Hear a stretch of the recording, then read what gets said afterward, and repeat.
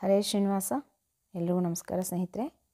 ನಾಳೆ ಆಷಾಢ ಮಾಸದ ಶುಕ್ಲ ಪಕ್ಷದ ಏಕಾದಶಿ, ದೇವಶಯನಿ ಏಕಾದಶಿ ಅಂತ ಕರಿತೀವಿ. ಯಾಕೆ ಹೀಗೆ ದೇವಶಯನಿ ಏಕಾದಶಿ ಅಂತಾರೆ, ನಾಳೆಯ ವಿಶೇಷತೆ ಏನು ಎಲ್ಲವನ್ನು ಈ ವಿಡಿಯೋದಲ್ಲಿ ತಿಳ್ಕೊಳ್ಳೋಣಂತೆ.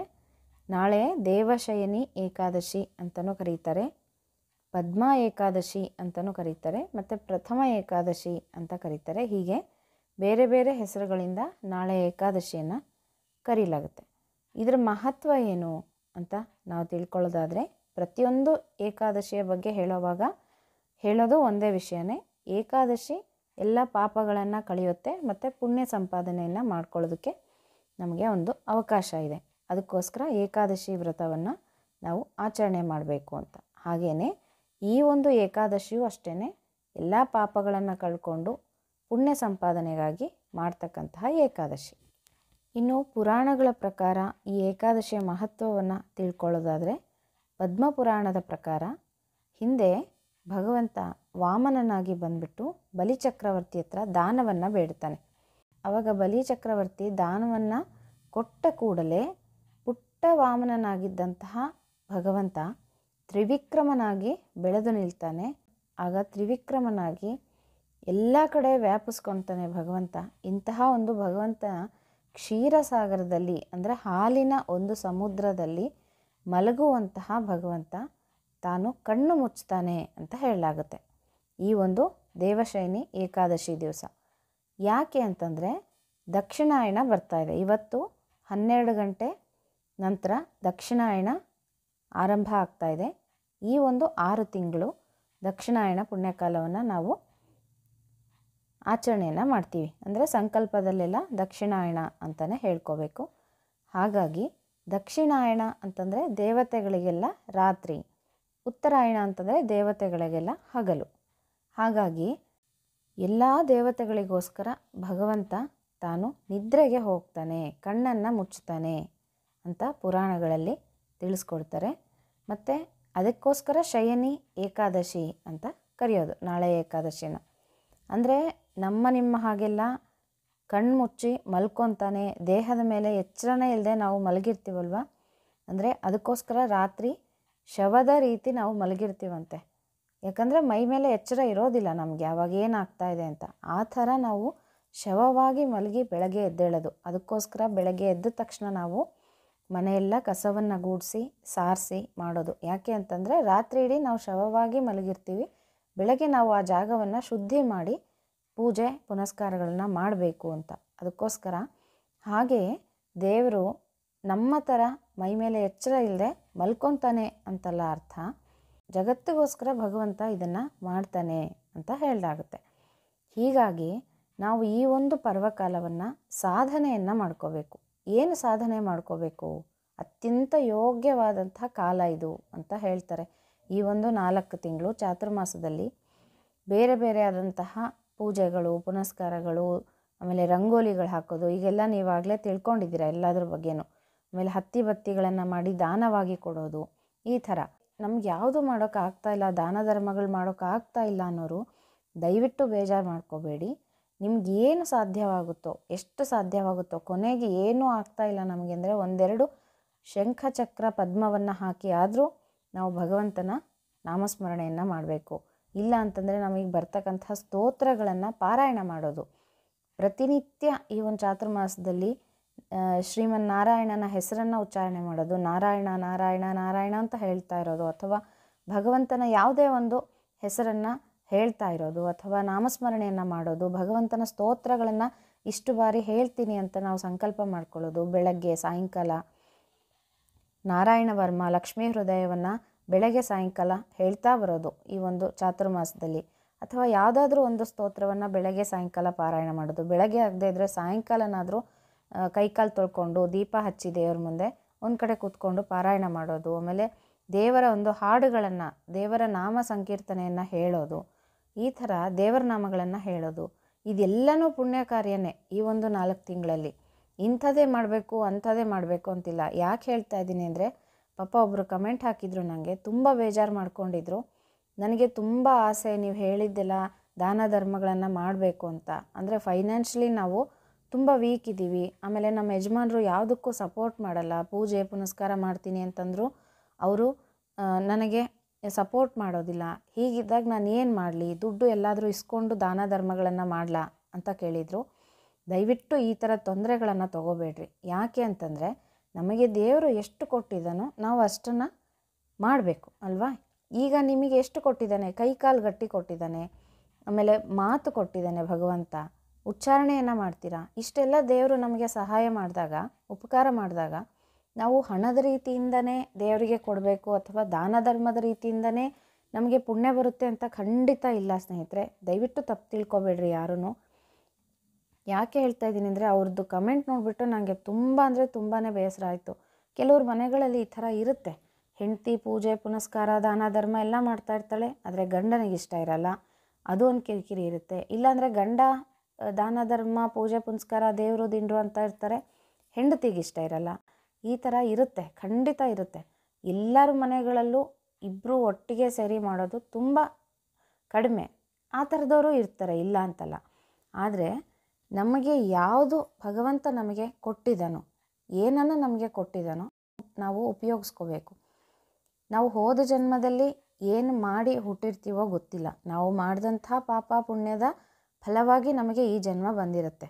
ಹಾಗಾಗಿ ನಾವು ದೇವರ ಹತ್ರ ಅದನ್ನೇ ಬೇಡ್ಕೋಬೇಕು, ಭಗವಂತ ಈ ಜನ್ಮದಲ್ಲಿ ಇಷ್ಟು ಕೊಟ್ಟಿದೆಯಾ, ಇದನ್ನೇ ನಾನು ಪ್ರಸಾದ ಅಂತ ಸ್ವೀಕಾರ ಮಾಡಿ ನನಗೆಷ್ಟು ಕೈಲಾಗುತ್ತೋ ಅಷ್ಟು ನಿನ್ನ ಸೇವೆಯನ್ನು ಮಾಡ್ತೀನಿ, ನಿನ್ನ ಆರಾಧನೆಯನ್ನು ಮಾಡ್ತೀನಿ ಅಂತ ನೀವು ದೇವರಲ್ಲಿ ಬೇಡ್ಕೊಂಡು ಮಾಡ್ಕೊಳ್ರಿ. ಇದನ್ನೇ ಮಾಡಬೇಕು ಅದನ್ನೇ ಮಾಡಬೇಕು ಅಂತ ಏನೂ ಇಲ್ಲ. ದಯವಿಟ್ಟು ಯಾರು ಆ ಥರ ಭಾವನೆಯನ್ನು ಇಟ್ಕೋಬೇಡ್ರಿ. ದಾನ ಧರ್ಮ ಮಾಡಿದ್ರೇ ನಮಗೆ ಪುಣ್ಯ ಬರುತ್ತೆ ಅಂತಂದರೆ ಹೌದು ಬರುತ್ತೆ, ಇಲ್ಲ ಅಂತಲ್ಲ. ಆದರೆ ನಮ್ಮ ಶಕ್ತಿ ನೋಡ್ಕೋಬೇಕು, ನಮ್ಮ ಯೋಗ್ಯತೆಯನ್ನು ನೋಡಿಕೊಂಡು ನಾವು ಮಾಡಬೇಕು. ನೀವು ದೇವರ ನಾಮಸ್ಮರಣೆಯನ್ನು ಮಾಡಿರಿ, ಅದಕ್ಕೆ ಯಾರು ಪರ್ಮಿಷನ್ ಯಾಕೆ ಬೇಕು ಅಲ್ವಾ. ನಿಮ್ಮ ಮನಸ್ಸಿಗೆ ನಿಮ್ಮ ತೃಪ್ತಿಗೆ ನೀವು ದಿನ ಬೆಳಗ್ಗೆ ದೇವರ ನಾಮಗಳನ್ನು ಹೇಳೋದು, ದೇವರ ಸ್ತೋತ್ರಗಳನ್ನು ಹೇಳೋದು, ಪೂಜೆ ಮಾಡ್ಕೊಳ್ಳೋದು, ಅದೆಲ್ಲ ನಿಮ್ಮ ವೈಯಕ್ತಿಕ. ಅದಕ್ಕೇನು ಯಾರು ಪರ್ಮಿಷನು ಬೇಕಾಗಲ್ಲ, ದುಡ್ಡೂ ಖರ್ಚಾಗಲ್ಲ ಅಲ್ವಾ.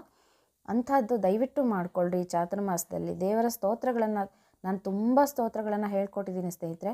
ನಿಮಗೆ ಯಾವುದು ಅನುಕೂಲನೋ ಸ್ತೋತ್ರಗಳು ಅಂತಲೇ ಒಂದು ಪ್ಲೇ ಲಿಸ್ಟ್ ಇದೆ, ಅದರಲ್ಲಿ ಹೋದರೆ ನಿಮಗೆ ತುಂಬ ಸಾಕಷ್ಟು ಸ್ತೋತ್ರಗಳು ಸಿಗುತ್ತೆ. ಅದರಲ್ಲಿ ನಿಮ್ಗೆ ಯಾವುದು ಇಷ್ಟನೋ ಅದನ್ನು ದೇವ್ರ ಮುಂದೆ ನಾಳೆ ಸಂಕಲ್ಪ ಮಾಡಿಕೊಳ್ಳ್ರಿ. ಈ ಥರ ನಾನು ಸ್ತೋತ್ರ ಪಾರಾಯಣ ಮಾಡ್ತೀನಿ, ನಿನ್ನ ನಾಮಸ್ಮರಣೆಯನ್ನು ಮಾಡ್ತೀನಿ ಭಗವಂತ, ನನಗೆ ಅನುಗ್ರಹ ಮಾಡು, ನನಗೆ ಪುಣ್ಯ ಸಂಪಾದನೆಗೆ ಅವಕಾಶ ಮಾಡಿಕೊಡು ಅಂತ ದೇವ್ರನ್ನ ಕೇಳ್ಕೊಳ್ರಿ. ಈ ಜನ್ಮದಲ್ಲಿ ನೀವು ಇಷ್ಟು ಮಾಡಿದರೆ ಮುಂದಿನ ಜನ್ಮದಲ್ಲಿ ನಿಮಗೆ ದಾನ ಧರ್ಮ ಮಾಡುವಷ್ಟು ಶಕ್ತಿ ಕೊಟ್ಟೇ ಕೊಡ್ತಾನೆ ಭಗವಂತ, ಖಂಡಿತವಾಗಿ. ಹಾಗಾಗಿ ನಿಮ್ಗೆ ಏನು ಸಾಧ್ಯ ಆಗುತ್ತೋ ಅದನ್ನು ಬೆಳಗ್ಗೆ ಸಾಯಂಕಾಲ ಸ್ತೋತ್ರಗಳನ್ನು ಹೇಳ್ಕೊಳ್ಳೋದು, ದೇವರ ನಾಮಸ್ಮರಣೆಯನ್ನು ಮಾಡೋದು, ದೇವಸ್ಥಾನಕ್ಕೆ ಹೋಗಿ ಬರೋದು, ಹೀಗೆ ಮಾಡೋದ್ರಿಂದನೂ ಈ ಒಂದು 4 ತಿಂಗಳ ಅತ್ಯಂತ ಪವಿತ್ರವಾದ ದಿನಗಳು ಅಂತ ಕರಿತೀವಿ ಚಾತುರ್ಮಾಸದಲ್ಲಿ ಪುಣ್ಯ ಸಂಪಾದನೆಯನ್ನು ಖಂಡಿತವಾಗಿ ಮಾಡ್ಬೋದು. ನಿಷಿದ್ಧ ಪದಾರ್ಥಗಳನ್ನು ಬಿಡ್ರಿ. ಕೆಲವರೆಲ್ಲ ಕೇಳ್ತಾ ಇರ್ತೀರ ಮಾಂಸಾಹಾರ ಬಿಡಬೇಕಾ? ಖಂಡಿತ ಬಿಡ್ರಿ. 4 ತಿಂಗಳು ತಿಂದೇ ಇದ್ದರೆ ಏನೂ ಆಗಲ್ವಲ್ಲ, ಬಿಡ್ರಿ, ಅದರಿಂದ ಒಂದು ಪುಣ್ಯ ಬರುತ್ತೆ ನಿಮಗೆ ಅಲ್ವಾ. ಹಾಗೂ ಮಾಡ್ಕೋಬೋದು. ಈ ಥರ ನಾವು ಈ ಒಂದು ಚಾತುರ್ಮಾಸವನ್ನು ಭಗವಂತನ ಪ್ರೀತಿಗಾಗಿ, ಭಗವಂತನ ಅನುಗ್ರಹಕ್ಕಾಗಿ ನಾವು ಸೇವೆಯನ್ನು ಮಾಡೋದು, ವಿಧ ವಿಧವಾದ ಸೇವೆಯನ್ನು ಮಾಡೋದು. ಎಲ್ಲಾದರೂ ದೇವಸ್ಥಾನಗಳಿಗೆ ಹೋಗಿ ದೇವರ ಪಾತ್ರೆಗಳನ್ನು ತೊಳ್ಕೊಡ್ತೀವಿ ಕೊಡ್ರಿ ಅಂತ ಕೇಳಿ ಇಸ್ಕೊಂಡು ತೊಳೆಯೋದು, ಕಸ ಗುಡಿಸೋದು, ದೇವಸ್ಥಾನದಲ್ಲಿ ನೀರು ಹಾಕೋದು, ರಂಗೋಲಿಗಳನ್ನು ಹಾಕೋದು, ಸುಮಾರಷ್ಟು ಇದೆ ಸ್ನೇಹಿತರೆ. ಎಷ್ಟು ಮಾಡಿದ್ರೂ ಕಡಿಮೆನೇ ನಾವು. ಹಾಗಾಗಿ ಏನು ನಿಮಗೆ ಅನುಕೂಲ ಆಗುತ್ತೋ ಅದನ್ನು ಮಾಡ್ಕೊಳ್ರಿ. ಒಂದು ತುಳಸಿ ಗಿಡ ಇಟ್ಕೊಂಡು ಅದರಲ್ಲಿ ಕೃಷ್ಣನ ಪ್ರತಿಮೆ ಇಟ್ಕೊಂಡು ದಿನನಿತ್ಯ ನೀರು ಹಾಕಿ ಕೃಷ್ಣನನ್ನು ತೊಳೆದು ತುಳಸಿಗೆ ಅರಿಶಿನ ಕುಂಕುಮ ಗೆಜ್ಜೆ ವಸ್ತ್ರ ಏರಿಸ್ಬಿಟ್ಟು ಒಂದು ತುಪ್ಪದ ದೀಪ ಹಚ್ಚಿಟ್ಟು ನೀವು ನಮಸ್ಕಾರ ಮಾಡಿದ್ರೂ ಸಾಕು, ಅದೇ ಒಂದು ನಿಮಗೆ ಮಹಾಪುಣ್ಯವನ್ನು ತಂದುಕೊಡುತ್ತೆ. ಇಷ್ಟು ನಮಗೆ ಸಿಂಪಲ್ ಆಗಿರುವಂತಹ ಎಷ್ಟೋ ವಿಷಯಗಳಿದೆ ಸ್ನೇಹಿತರೆ. ಅದನ್ನೆಲ್ಲ ನಾವು ತಿಳ್ಕೊಂಡು ನಮಗೆ ಯಾವುದು ಕೈಲಾಗುತ್ತೋ ಅದನ್ನು ಮಾಡಿ ಈ ಒಂದು 4 ತಿಂಗಳಲ್ಲಿ ಪುಣ್ಯ ಸಂಪಾದನೆಯನ್ನು ಮಾಡಿಕೊಳ್ರಿ ಅಂತ ಹೇಳ್ತೀನಿ. ಹೀಗೆ ವಿಧ ವಿಧವಾದಂಥ ವ್ರತಗಳು, ಸೇವೆಗಳು ಈ ಥರ ಹೇಳೋದ್ರಿಂದ, ಪುರಾಣಗಳನ್ನು ಕೇಳೋದ್ರಿಂದ, ಯಾರಾದರೂ ಪುರಾಣಗಳು ಹೇಳ್ತಾ ಇದ್ದಾರೆ, ಹಾಡುಗಳು ಹೇಳ್ತಾ ಇದ್ದಾರೆ, ಅಥವಾ ಏನೋ ಒಂದು ದೇವರ ಸ್ತೋತ್ರಗಳನ್ನು ಹೇಳ್ತಾ ಇದ್ದಾರೆ, ಅದನ್ನೆಲ್ಲ ಕೇಳಿಸ್ಕೊಳ್ಳೋದ್ರಿಂದನೂ ಪುಣ್ಯ ಸಂಪಾದನೆ ಇದೆ. ನಾವು ಹೇಳೋದಕ್ಕೆ ಬರೋದಿಲ್ಲ ಅಂದ್ರೂ ಯಾರಾದರೂ ಹೇಳೋದನ್ನು ನಾವು ಕೇಳಿಸ್ಕೊಂಡ್ರೂ ಪುಣ್ಯ ಸಂಪಾದನೆ ಇದೆ. ನಾನು ಆದಷ್ಟು ಈ ಒಂದು 4 ತಿಂಗಳಲ್ಲಿ ಹಾಡುಗಳನ್ನು ಹಾಕ್ತಾ ಇರ್ತೀನಿ, ಅಥವಾ ದೇವರ ಒಂದು ಸ್ತೋತ್ರಗಳನ್ನು ಹೇಳ್ತಾ ಇರ್ತೀನಿ. ಹರಿಕಥಾಮೃತ ಸಾರ ಹೇಳೋಣ ಅಂತ ಅಂದ್ಕೊತಾ ಇದ್ದೀನಿ ನಾನು. ಹೀಗೆ ಆಮೇಲೆ ನಾರಾಯಣ ವರ್ಮ ಲಕ್ಷ್ಮೀ ಹೃದಯವನ್ನು ಪಾರಾಯಣ ಮಾಡಿರಿ. ನಾನು ಈಗಾಗಲೇ ನಿಮಗೆ ಡಿಸ್ಕ್ರಿಪ್ಷನ್ ಬಾಕ್ಸಲ್ಲಿ ಅದನ್ನು ಹಾಕಿದ್ದೀನಿ ಬರೆದುಬಿಟ್ಟು. ನಾನು ಅಂದ್ಕೊತಾ ಇದ್ದೀನಿ ನಾರಾಯಣ ವರ್ಮ ಲಕ್ಷ್ಮೀ ಹೃದಯ ಪಾರಾಯಣ ಮಾಡೋಣ ಅಂತ. ಹೀಗೆ ನಿಮ್ಗೆ ಏನು ಸಾಧ್ಯವಾಗುತ್ತೋ ಅದು ನೀವು ಕೂತಲ್ಲಿನೇ ನೀವು ಮಾಡ್ಕೋಬೋದು ಮನೆಯಲ್ಲೇ. ಅದಕ್ಕೆ ಯಾವುದೇ ಒಂದು ರೂಪಾಯಿ ಖರ್ಚು ಆಗೋದಿಲ್ಲ ಅಲ್ವಾ. ಇಂಥದ್ದು ಮಾಡ್ಕೊಳ್ರಿ. ಇದಕ್ಕೆ ಬರುವಂತಹ ಪುಣ್ಯ ಮಹಾಭಾಗ್ಯ ಇದು ಅಲ್ವಾ. ಹಾಗಾಗಿ ಇದನ್ನು ಮಾಡ್ಕೊಳ್ಳಿ. ಈ ಥರ ದೇವರ ಸ್ತೋತ್ರ ಪಾರಾಯಣ ಮಾಡಿ ನೀವು ಭಗವಂತನಿಗೆ ಅರ್ಪಣೆಯನ್ನು ಮಾಡೋದ್ರಿಂದ ಕಂಠ ನಿಮಗೆ ಭಗವಂತ ಒಳ್ಳೆಯ ಕಂಠ ಕೊಡ್ತಾನೆ ಮುಂದಿನ ಜನ್ಮದಲ್ಲಿ. ಆಮೇಲೆ ಸಾಧ್ಯವಾದರೆ ನೀವು ಗಂಟೆಯನ್ನು ದೇವಸ್ಥಾನಕ್ಕೆ ಕೊಡಿಸಿ. ಇದೆಲ್ಲ ಪಾರಾಯಣ ಆದಮೇಲೆ ಇದಿಷ್ಟು ಪಾರಾಯಣಗಳು ಮಾಡಿಕೊಂಡು ಹಾಡುಗಳನ್ನು ಹೇಳ್ಕೊಂಡು ದೇವರ ಸ್ತೋತ್ರವನ್ನು ಯಾರು ಹೇಳ್ಕೊತಿರೋ ಈ 4 ತಿಂಗಳಲ್ಲಿ ಕೊನೆಯದಾಗಿ ನೀವು ಯಾವಾಗ ಸಾಧ್ಯವಾಗುತ್ತೋ ಆವಾಗ ದೇವಸ್ಥಾನಕ್ಕೆ ಗಂಟೆಯನ್ನು ಕೊಡಿಸ್ರಿ. ಇದರಿಂದ ನಿಮಗೆ ಒಳ್ಳೆ ಕಂಠ ಬರುತ್ತೆ ಮುಂದಿನ ಜನ್ಮದಲ್ಲಿ. ಆಮೇಲೆ ಬುದ್ಧಿಶಕ್ತಿ ಜಾಸ್ತಿ ಆಗುತ್ತೆ, ಪುಣ್ಯ ಸಂಪಾದನೆ ಆಗುತ್ತೆ. ಇದನ್ನು ಮಾಡ್ಕೊಳ್ಳಿ ಅಂತ ಹೇಳ್ತೀನಿ ಸ್ನೇಹಿತರೆ. ಹೀಗೆ ಪುರಾಣಗಳು ಕೇಳೋದು, ಭಾಗವತವನ್ನು ಕೇಳೋದು, ಭಗವಂತನ ನಾಮ ಸಂಕೀರ್ತನೆಯನ್ನು ನಾವು ಕೇಳಿಸ್ಕೊಳ್ಳೋದ್ರಿಂದನೂ ತುಂಬ ಪುಣ್ಯ ಇದೆ. ಹೀಗೆ ಉತ್ಥಾನ ದ್ವಾದಶಿಯ ತನಕನೂ ನಾವು ಭಗವಂತನ ಆರಾಧನೆಯನ್ನು ವಿಶೇಷವಾಗಿ ಮಾಡಬೇಕು ಅಂತ ಪದ್ಮಪುರಾಣದಲ್ಲಿ ಹೇಳ್ತಾರೆ. ಇನ್ನು ಆಷಾಢ ಮಾಸದಲ್ಲಿ ವಾಮನ ರೂಪಿ ಭಗವಂತ ವಾಮನನಾಗಿ ಕ್ಷೀರಸಾಗರದಲ್ಲಿ ಮಲಗಿರ್ತಾನೆ. ಹೀಗೆ ಒಂದೊಂದು ತಿಂಗಳು ಒಂದೊಂದು ಭಗವಂತನ ರೂಪ ತಾಳ್ಬಿಟ್ಟು ಭಗವಂತ ಕ್ಷೀರಸಾಗರದಲ್ಲಿ ಮಲಗಿರ್ತಾನೆ. ಅದಕ್ಕೋಸ್ಕರ ನಾವು ವಿಶೇಷವಾಗಿ ಪೂಜೆ ಪುನಸ್ಕಾರಗಳನ್ನು ಮಾಡ್ಕೋಬೇಕು ಅಂತ ಪದ್ಮಪುರಾಣ ನಮಗೆ ತಿಳಿಸ್ಕೊಡುತ್ತೆ. ಹೀಗೆ ನಾವು ಅದಕ್ಕೋಸ್ಕರ 4 ತಿಂಗಳಲ್ಲಿ ನಾವು ಭಗವಂತನ ಎಲ್ಲನೂ ಸ್ತೋತ್ರ ಪಾರಾಯಣ ಪೂಜೆಗಳೆಲ್ಲ ಮಾಡಿ ಭಗವಂತನ ಏನು ಕೇಳ್ಕೋಬೇಕು, ಭಕ್ತವತ್ಸಲ ಅಂತ ನಾವು ನೆನೆಸಿ ನಮಸ್ಕಾರವನ್ನು ಮಾಡಬೇಕಂತೆ ದಿನಾಗಲೂ ಭಗವಂತನನ್ನು ನಾವು ಭಕ್ತವತ್ಸಲ ಅಂತ ಕರೆದ್ರೆ ಸಾಕಂತೆ, ನಮ್ಮನ್ನಷ್ಟು ಪ್ರೀತಿ ಮಾಡ್ತಾನಂತೆ ಭಗವಂತ. ಹಾಗಾಗಿ ನಾಳೆಯ ದಿವಸ ದೇವಶಯನಿ ಏಕಾದಶಿ ಎಲ್ಲರೂ ಭಕ್ತಿ ಶ್ರದ್ಧೆಗಳಿಂದ ಆಚರಣೆಯನ್ನು ಮಾಡಿರಿ. ಯಾರ್ಯಾರು ಯಾವ್ಯಾವ ವ್ರತಗಳು, ಯಾವ್ಯಾವ ದಾನಗಳು, ಯಾವ್ಯಾವ ಪೂಜೆಗಳು, ಸ್ತೋತ್ರ ಪಾರಾಯಣಗಳು ಇದನ್ನೆಲ್ಲ ಮಾಡ್ಕೊತಿರೋ ನಾಳೆ ಬೆಳಗ್ಗೆ ಭಗವಂತನ ಮುಂದೆ ಸಂಕಲ್ಪವನ್ನು ಮಾಡಿಕೊಂಡು ಭಕ್ತಿಯಿಂದ ಇದನ್ನು ನಾನು 4 ತಿಂಗಳು ನನ್ನ ಕೈಲಾದಷ್ಟು ನಾನು ಮಾಡ್ತೀನಿ ಭಗವಂತ, ನಿನ್ನ ಅನುಗ್ರಹ ಇರಬೇಕು. ಯಾಕಂದರೆ ನಾವು ಮಾಡ್ತೀವಿ ಅನ್ನೋದು ನಮ್ಮ ಸ್ವಾರ್ಥ ಆಗುತ್ತೆ. ಅದನ್ನು ಮಾಡಿಸೋದು ಭಗವಂತನಿಗೆ ಬಿಟ್ಟಿದ್ದು ಅಲ್ವಾ. ಎಷ್ಟೋ ಜನ ಏನೋ ಅಂದ್ಕೊತೀವಿ, ಮಾಡೋದಕ್ಕಾಗೋದಿಲ್ಲ. ಭಗವಂತನ ಪ್ರೇರಣೆ ಇರಬೇಕು. ಭಗವಂತನ ಅನುಗ್ರಹ ಇಲ್ಲ ಅಂತಂದರೆ ಒಂದು ಹುಲ್ಲು ಕಡ್ಡಿನೂ ಅಲ್ಲಾಡಲ್ಲ ಅಂತ ಹೇಳ್ತಾರೆ. ಹಾಗಾಗಿ ಭಗವಂತನ ಅನುಗ್ರಹಕ್ಕಾಗಿ ನಾವು ಪ್ರಾರ್ಥನೆಯನ್ನು ಮಾಡಬೇಕು. ಭಗವಂತ ಇದನ್ನು ನಾನು ಮಾಡೋಣ ಅಂತ ಅಂದ್ಕೊತಾ ಇದ್ದೀನಿ, ನಿನ್ನ ಅನುಗ್ರಹ ಬೇಕು, ನಿನ್ನ ಶಕ್ತಿ ಬೇಕು, ನನಗೆ ನಿನ್ನ ಕರುಣೆ ಇರಬೇಕು ನನ್ನ ಮೇಲೆ, ಇದನ್ನು ನೀನೇ ನನ್ನಲ್ಲಿ ನಿಂತು ಮಾಡಿಸ್ಬೇಕು ಅಂತ ಭಗವಂತನಲ್ಲಿ ಭಕ್ತಿಯಿಂದ ಪ್ರಾರ್ಥನೆ ಮಾಡಿ ಶುರು ಮಾಡಿರಿ. ನಾಳೆಯಿಂದ ರಂಗೋಲಿಗಳು ಎಲ್ಲನೂ. ಮತ್ತು ದ್ವಾದಶಿ ದಿವಸ ರಂಗೋಲಿ ಏನು ಹಾಕೋದು ಬೇಕಾಗಲ್ಲ. ಏಕಾದಶಿ ಹಾಕಿರ್ತೀರಲ್ವ, ಅದಕ್ಕೆ ನೀವು ಅರಿಶಿನ ಕುಂಕುಮ ಮಂತ್ರಾಕ್ಷತೆ ಕಾಳು ಏರಿಸ್ಬಿಟ್ಟು ಹೂವು ಏರಿಸ್ಬಿಟ್ಟು ಆರತಿಯನ್ನು ಮಾಡಿದ್ರೆ ಸಾಕು. ದೀಪಗಳನ್ನು ಹಚ್ಚಿಡ್ರಿ. ಹೇಳಿದ್ನಲ್ಲ ನಿಮಗೆ ಚಾತುರ್ಮಾಸದ ಬತ್ತಿ ಹೇಗೆ ಮಾಡಬೇಕು ಅಂತ, ಅದರ ದಿನನಿತ್ಯ ಹಚ್ಬೋದು. ಈ ಥರ ಮಾಡಿಕೊಂಡು ಭಗವಂತನಿಗೆ ಆರತಿಯನ್ನು ಮಾಡಿರಿ ನಾಳೆ ದಿವಸ. ಮತ್ತು ದ್ವಾದಶಿ ದಿನ ಇವತ್ತು ದಶಮಿ, ಒಂದು ಊಟ ರಾತ್ರಿ ತಿಂಡಿಯನ್ನು ಮಾಡ್ಕೋಬೋದು, ಫಲಹಾರ ತೊಗೋಬೋದು. ನಾಳೆ ಪೂರ್ಣ ಉಪವಾಸ ಸಾಧ್ಯವಾದವರು ಮಾಡಿರಿ. ತುಂಬ ಆರೋಗ್ಯದ ಸಮಸ್ಯೆ ಇರೋರು ಹಾಲು ಹಣ್ಣು ತಿಂಡಿ ಏನಾದರೂ ಮಾಡ್ಕೋಬೋದು. ಅನ್ನವನ್ನು ಮಾತ್ರ ದಯವಿಟ್ಟು ಯಾರು ತಿನ್ನಬೇಡಿ. ಇನ್ನು ನಾಡದ್ದು ಗುರುವಾರ ದ್ವಾದಶಿ ಬೆಳಗ್ಗೆ 6 ಗಂಟೆ 15 ನಿಮಿಷದ ನಂತರ ಪಾರಣೆಯನ್ನು ನೀವು ಮಾಡ್ಕೋಬೋದು. ಊಟವನ್ನು ಮಾಡಿರಿ ಮತ್ತು ರಾತ್ರಿಗೆ ಫಲಹಾರ ಏನಾದರೂ ತೊಗೋಬೋದು. ಈ ಥರ ಏಕಾದಶಿನ ಆಚರಣೆ ಮಾಡಿರಿ. ಎಲ್ಲರಿಗೂ ಪುಣ್ಯ ಸಂಪಾದನೆ ಆಗಲಿ. ಮತ್ತು ಮುಂದಿನ ವಿಡಿಯೋದಲ್ಲಿ ಸಿಗ್ತೀನಿ ಸ್ನೇಹಿತರೆ. ಹರೇ ಶ್ರೀನಿವಾಸ.